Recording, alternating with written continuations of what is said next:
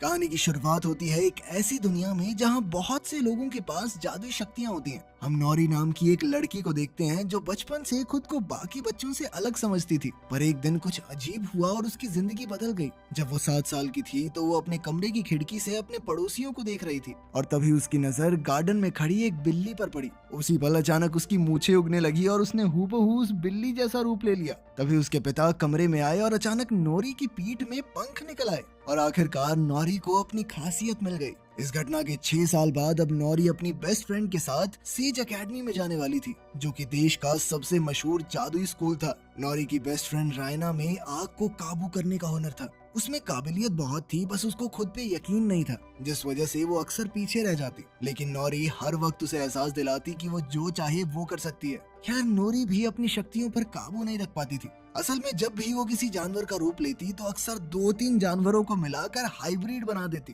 खैर, कुछ हफ्तों बाद नूरी और रायना बाकी बच्चों के साथ सेज एकेडमी तक जाने वाली बस लेने स्टॉप पर पहुंच गई। लेकिन तभी एक अजीब सा आदमी पेड़ के पीछे से बाहर आया और उसने कहा कि वो सभी बच्चों को उनके नए जादुई स्कूल में ले जाने आया है। फिर सभी बच्चों ने अपने माँ बाप को अलविदा कहा और उस आदमी के पीछे जंगल में घुस गए। कुछ देर चलने के बाद उन्हें एक पोर्टल मिला जो सीधा उन्हें सेज एकेडमी तक ले गया। सबसे पहले बड उस पोर्टल में गया और जल्द ही नौरी और रायना के साथ बाकी बच्चे भी पोर्टल में घुस गए। वहाँ पहुँचते ही उन्हें एहसास हुआ कि स्कूल में उनके फोन काम नहीं कर रहे। जल्द ही स्कूल की प्रिंसिपल लिंडा उनके सामने आई और उसने कहा कि सभी बच्चों को उनकी काबिलियत के हिसाब से 5 कैटेगरीज में बांटा जाएगा। पहला ग्रुप था फजीज, जिनमें उन बच्चों को भेजा जाएगा जो जानवरों के साथ बातचीत कर सकते हैं। अगला ग्रुप था फ्लिकर्स, जो अपने हाथों से किसी भी चीज को खींच सकते हैं। इसके बाद द फ्लेयर्स, जो कि आग की शक्ति को काबू कर सकते हैं। चौथा ग्रुप था फ्लायर्स, जो हवा में उड़ सकते हैं। और 5वां ग्रुप था फजर्स, जो किसी भी जानवर का रूप लेने की काबिलियत रखते हैं।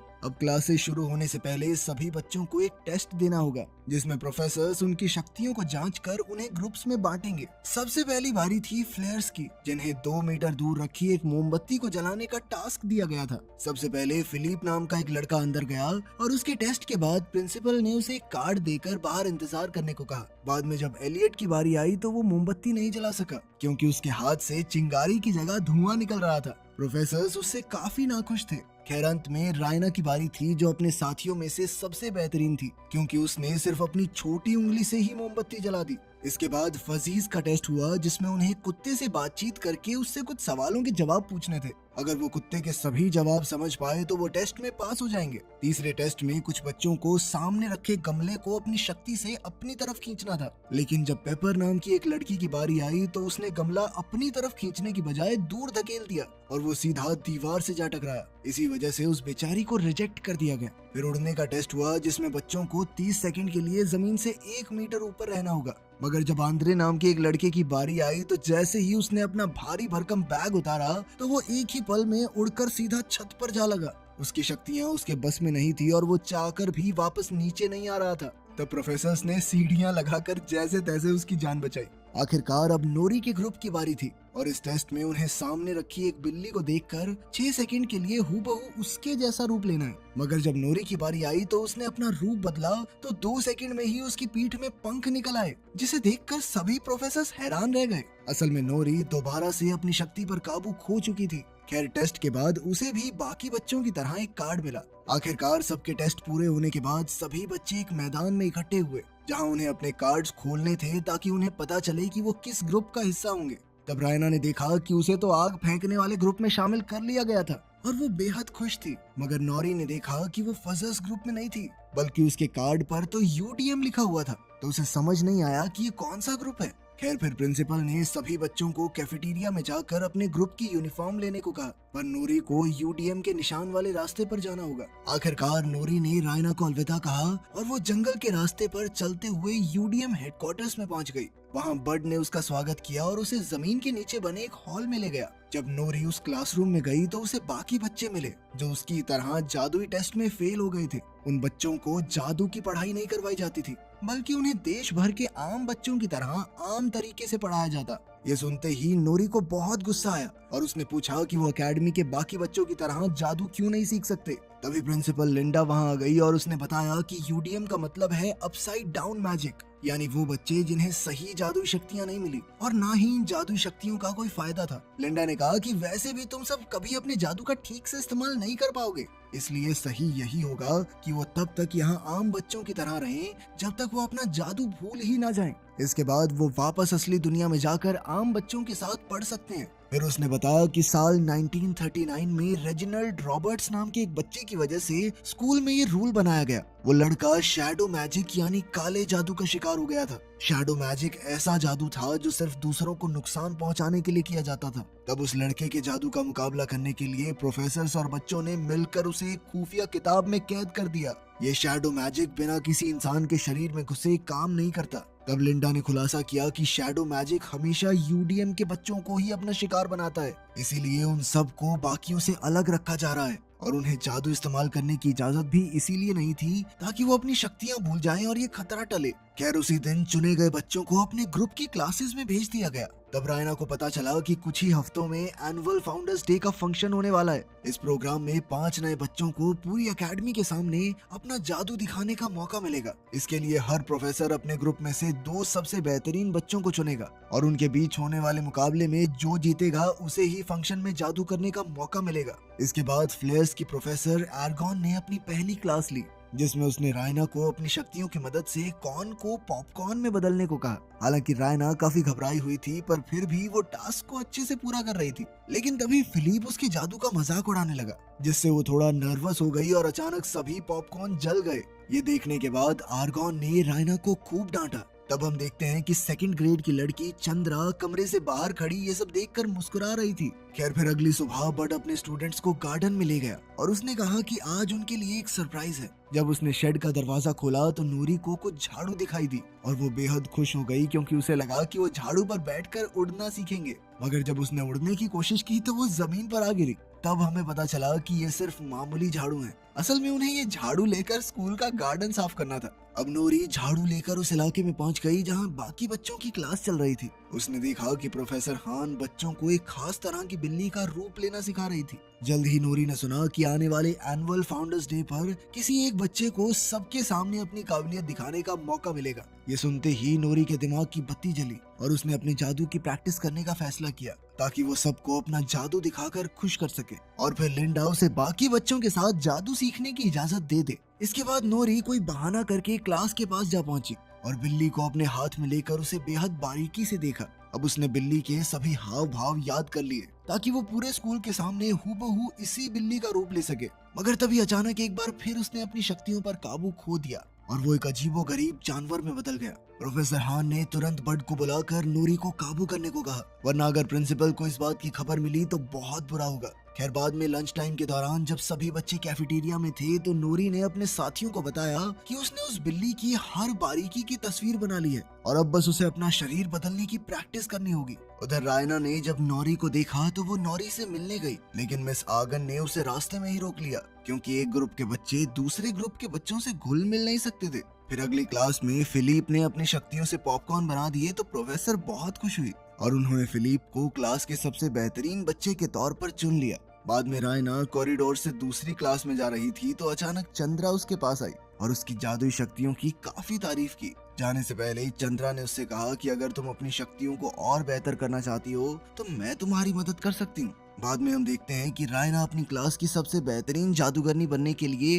रात में भी लाइब्रेरी में बैठकर पढ़ाई कर रही थी। जब वो एक किताब वापस रखने गई तो अचानक एक काले रंग की किताब अपने आप शेल्फ से नीचे गिर गई। रायना ने पास जाकर किताब को उठाया तो पता चला कि ये शैडो मैजिक की किताब थी। जैसे ही रायना ने वो किताब खोली तो अचानक सारी लाइट्स बंद हो गई और उसे एहसास हुआ कि उससे बहुत बड़ी गलती हो गई है। उसने तुरंत किताब को वापस रख दिया और अपना सामान लेकर अपने कमरे में वापस जाने लगी, पर जल्द ही उसने देखा कि ये किताब उसका पीछा करने लगी थी। वहीं दूसरी ओर नूरी अपने हॉस्टल में अपने बाकी साथियों के साथ बिल्ली का रूप लेने की प्रैक्टिस कर रही थी, मगर बहुत कोशिश करने के बावजूद वो 3 सेकंड के बाद कई सारे जानवरों में बदल जाती। फिर अगले दिन रायना ने खिड़की से नौरी को अपने नए दोस्तों के साथ देखा तो वो थोड़ी दुखी हो गई क्योंकि उसे लगा कि अब नौरी उसे भूल चुकी है। तभी अचानक शैडो मैजिक की वो किताब खुद ब खुद उसके बेड पर आ गई और उसके पन्ने अपने आप पलटने लगे। वो एक चैप्टर पर आकर रुके जिसमें अपने अंदर छुपी शक्तियों को उजागर करने की टेक्निक सिखाई गई थी। जब रायना ने ये चैप्टर पढ़ना शुरू किया तो अचानक उसके चारों तरफ एक काला बादल मंडराने लगा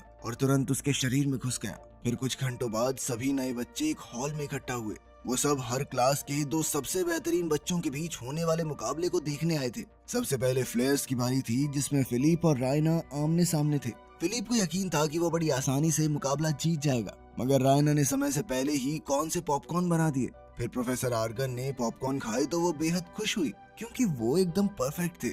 आखिरकार रायना को फ्लेयर्स की तरफ से एनुअल फाउंडर्स डे पर अपना जादू दिखाने के लिए चुन लिया गया। उसी पल नोरी भी वहां पहुंची और उसने कहा कि वो अपना जादू ठीक करने के लिए कई दिन से प्रैक्टिस कर रही है। उसने अपनी काबिलियत दिखाने के लिए एक आखिरी मौका मांगा और तभी एक बिल्ली का रूप ले लिया। इधर प्रोफेसर हान उसका समय नोट कर रही थी और 4 सेकंड के बाद ही नोरी की पीठ से फिर से पंख निकल आए और वो अपनी शक्तियों पर काबू खो बैठी। वो बेहद घबरा गई और इसीलिए लगातार अजीबोगरीब जानवरों में बदल रही थी। तब रायना ने अपनी दोस्त को शांत करने की कोशिश की और शैडो मैजिक वाली वो किताब पढ़ने के बाद अब रायना की शक्तियाँ कई गुना बढ़ चुकी थी और वो भी अपनी आग पर काबू ना पा सकी, जिस वजह से एक बहुत बड़ा आग का गोला बना जिसमें नोरी की बलि चढ़ने ही वाली थी कि तभी वो अपने असली रूप में आ गई।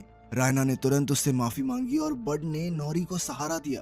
ये सब देखकर प्रिंसिपल लिंडा ने बड को खूब डांटा और उसे अपने स्टूडेंट्स को काबू में रखने को कहा, वरना उसे अपनी नौकरी से हाथ धोना पड़ेगा। इसके बाद नोरी और उसके दोस्त यूडीएम हेडक्वार्टर्स में लौट आए और वो बेहद दुखी थे क्योंकि अब वो जिंदगी में फिर से जादू इस्तेमाल करने की उम्मीद खो चुके थे। तब हमें पता चला कि कई साल पहले बड भी उन्हीं की जगह था, यानी वो भी यूडीएम का स्टूडेंट था। उसे इन बच्चों के लिए बुरा लग रहा था तो उसने सबको जंगल में इकट्ठा किया और कहा कि वो वैसे भी इस नौकरी से खुश नहीं है। अब वो यूडीएम के बच्चों के सपने टूटते हुए देखकर थक चुका था, इसलिए उसने इन बच्चों को अपनी खास काबिलियत को अपनाकर उसका सही से इस्तेमाल करने की ट्रेनिंग देने का फैसला किया। फिर बड अचानक से गाने लगा और उसकी भाषा समझकर जंगल के कई जानवर उसके पास आ गए। तब ये खुलासा होता है कि बड भी फजी कैटेगरी का यूडीएम स्टूडेंट था। ये देखकर सभी बच्चों को एहसास हुआ कि वो अकेले नहीं है। बड बाकियों की तरह बोलकर नहीं बल्कि गाना गाकर जानवरों से बातें करता था। असल में वो छुप छुप कर अपने जादू की प्रैक्टिस करता था ताकि वो उसे भूल ना जाए।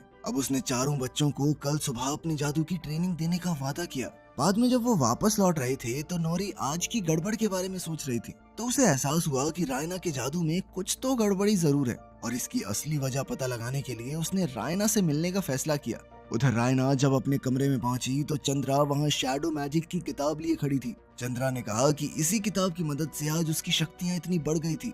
रायना को एहसास हुआ कि इस किताब की वजह से आज उसकी बेस्ट फ्रेंड नोरी की जान जाने ही वाली थी और उसने गुस्से में आकर चंद्रा को कमरे से बाहर निकलने को कहा। लेकिन चंद्रा के जाने के बाद वो किताब अपने आप जादू से उसके कमरे में आ गई। रायना ने गुस्से में दरवाजा खोला तो वहीं नोरी खड़ी थी और रायना ने उसी पल उसे गले लगा लिया। लेकिन अब शैडो मैनुअल का सच नोरी के सामने ना आ जाए, इसलिए रायना को उसे कमरे से निकालना पड़ा। खैर अगली सुबह बड अपने वादे मुताबिक अपनी टीम को ट्रेनिंग देने लगा। सबसे पहले उसने आंद्रे की कमर पर पाइप बांधकर उसे कहा कि एक ही लेवल पर खुद को रोकने की कोशिश करे। फिर आंद्रे ने अपनी पीठ से बैग उतार दिया और ऊपर उड़ने लगा, लेकिन अब भी वो अपनी मर्जी से नीचे नहीं आ पा रहा था। लेकिन जैसे जैसे ट्रेनिंग आगे बढ़ी तो धीरे धीरे बच्चे अपनी अलग अलग खासियत को अपनाने लगे और वो बाकी बच्चों की तरह एक ही तरह के जादूगर नहीं बनना चाहते थे। इसी दौरान उन सब के बीच गहरी दोस्ती भी हो गई और धीरे धीरे वो अपने जादू पर थोड़ा काबू करना सीख गए थे। एलियट ने अपने हाथों से निकलने वाले धुएं को आकार देना शुरू किया और पेपर अपनी शक्ति से किसी भी चीज को दूर धकेलना सीख गई। इसके अलावा नोरी खुद को एक ही जानवर के रूप में बांधने की बजाय एक ही समय पर 3-4 जानवरों को मिलाकर नए रूप बनाने लगी। उधर रायना अपने साथियों को मजे करते देख रही थी तो एक बार फिर से चंद्रा उसके सामने आई।